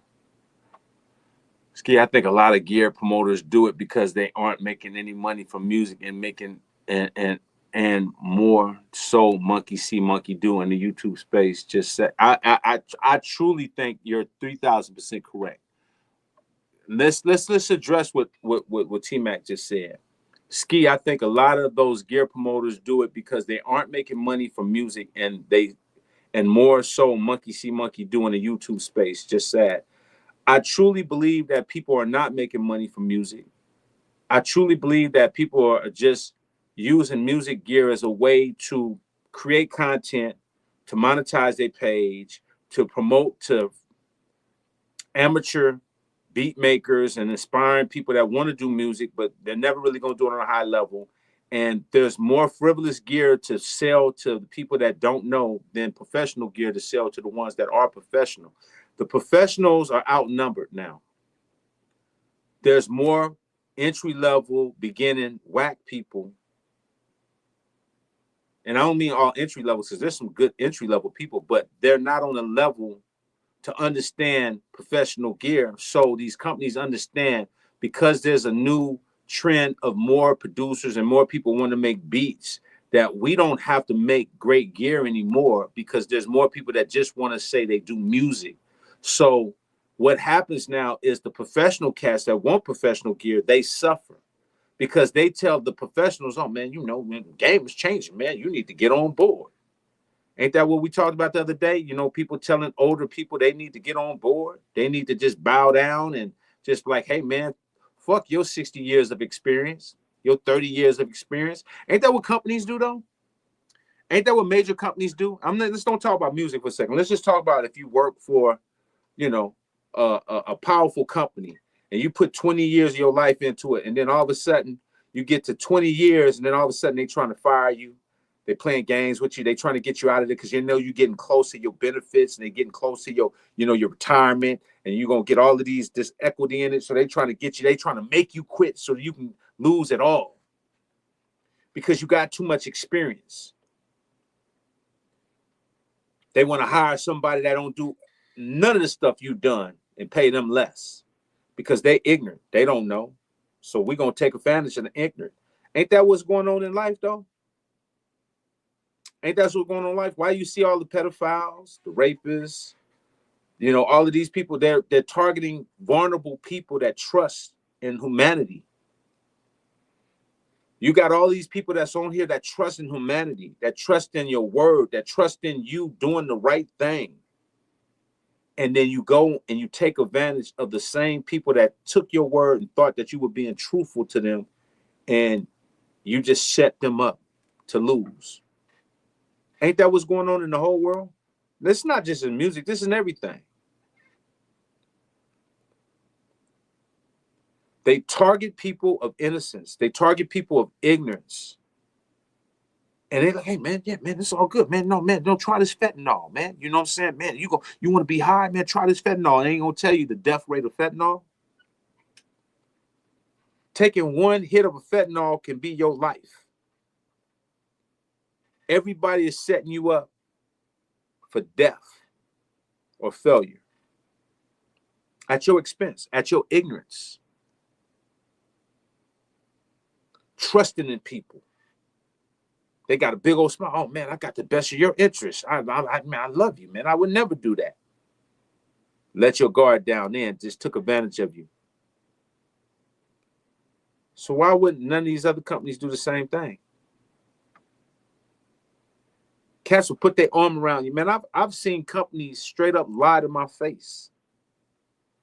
I knew what I knew, and I asked them straight out, hey, man, blah, blah. And they were like, no, there's no way. I said, you sure? Oh, no. Come to find out, it was exactly what I said. Straight up, just lied right to my face. Straight to my face, just lied to me.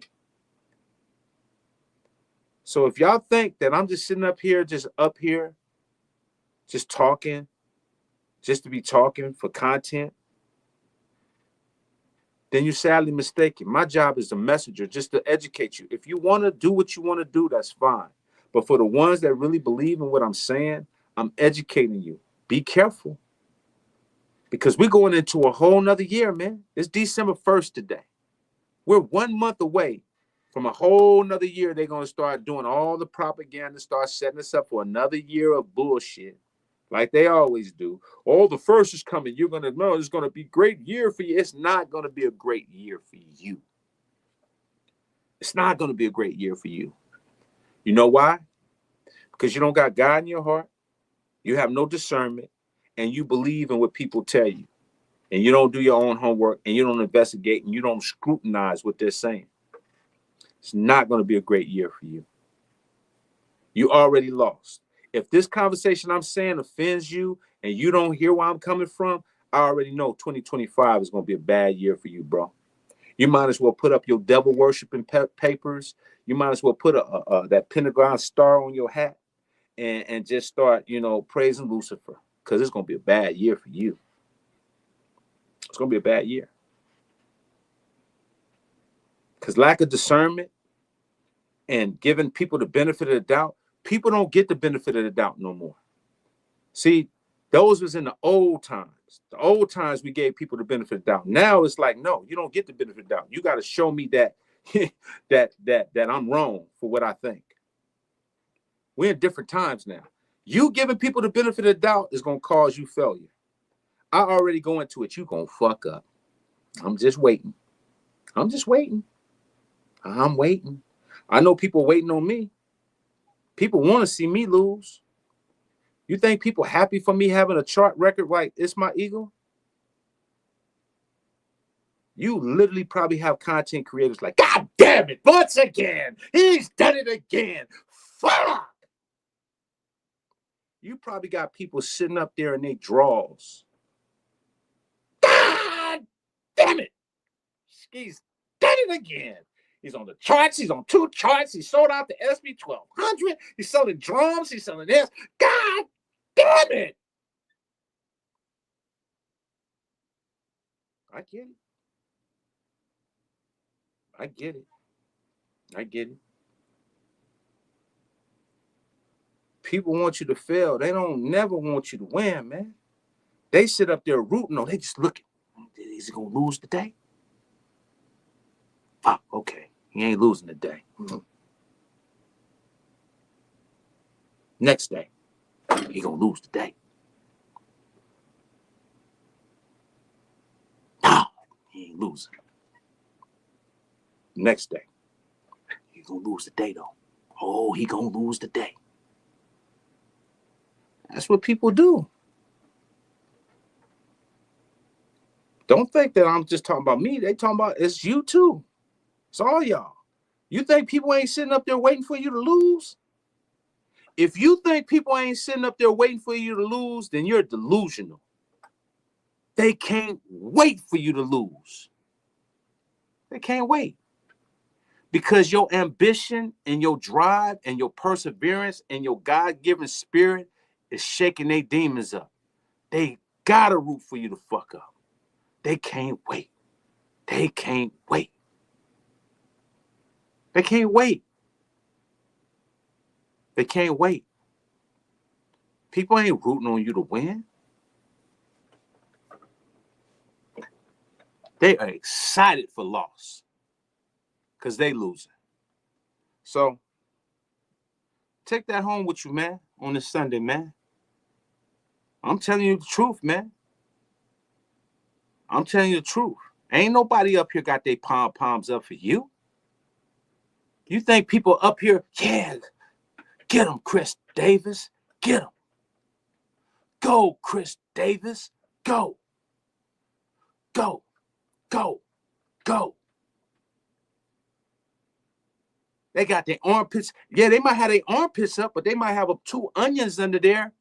That's rotten onions doing it, telling you to go, but the onions stink so bad that they really ain't rooting for you.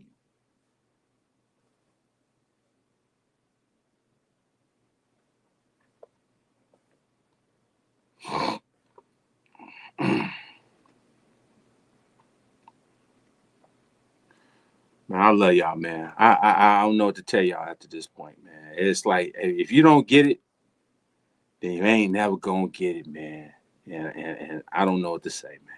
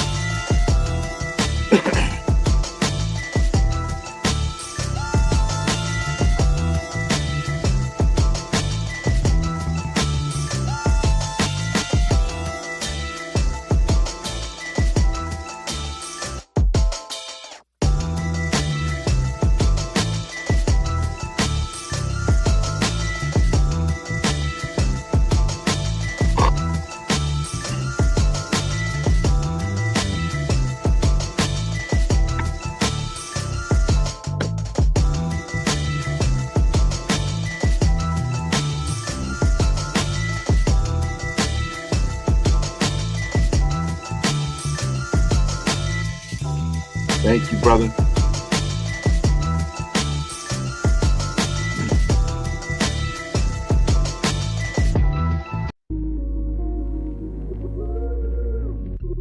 The almighty EA ski. Track.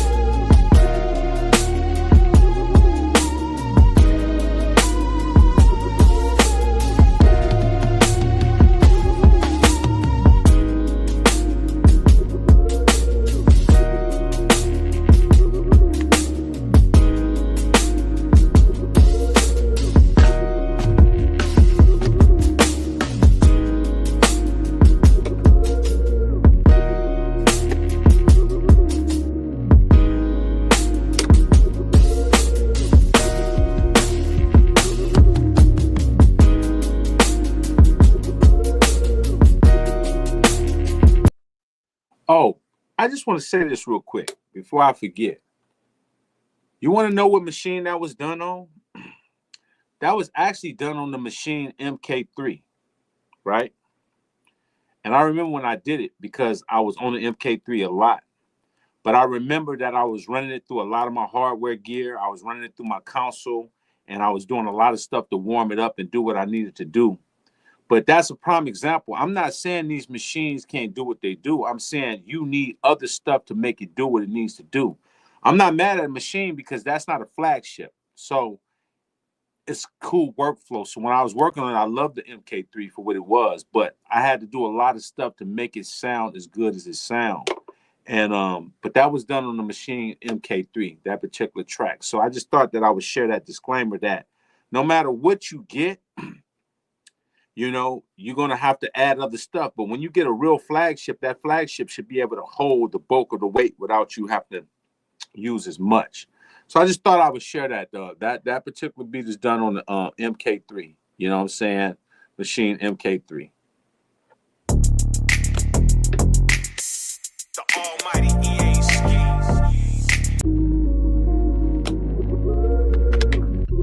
The almighty EA ski.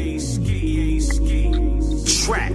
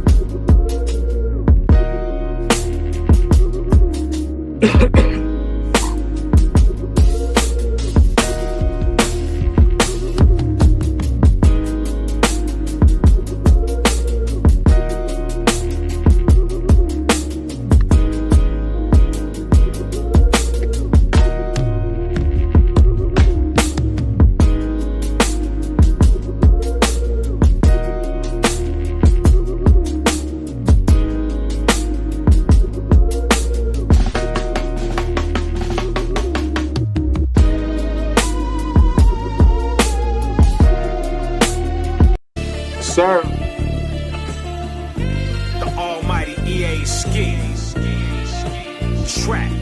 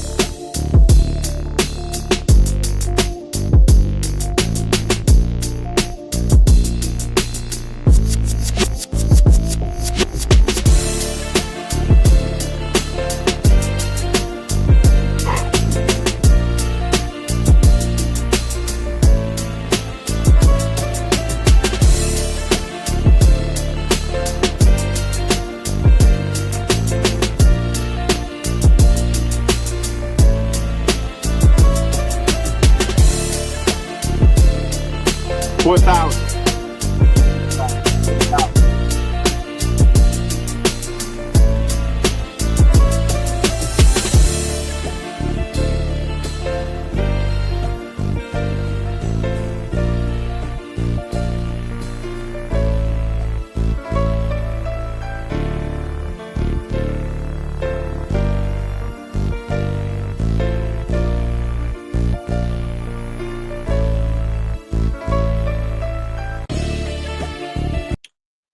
Shout out to everybody, man. Love and respect, man. Y'all have a blessed Sunday, man. God bless y'all, man.